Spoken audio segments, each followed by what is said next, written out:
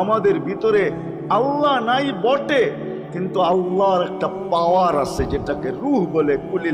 কুলির রূহ মিন আমরি রব্বি।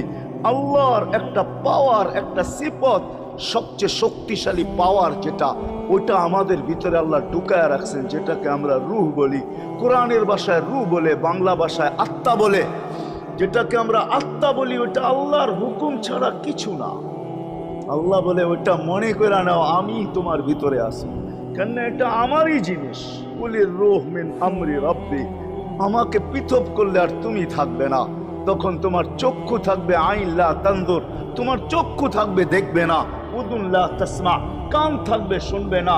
লিসান লা তানতিক, জবান থাকবে কিন্তু জিহ্বা থাকবে কিন্তু বলবে না। আকলুন লা তুমাইয়িজ, তোমার মগজ থাকবে ভালো মন্দ বুঝবে না। কলব লা তাতাফাক্কার, দিল থাকবে কিন্তু চিন্তা করার ক্ষমতা তোমার থাকবে না। ইয়াত লা তাফতিশ, হাত থাকবে ধরবে না। রিজল লা তামশি, পাও থাকবে চলবে না। তুমি হবে লাশ।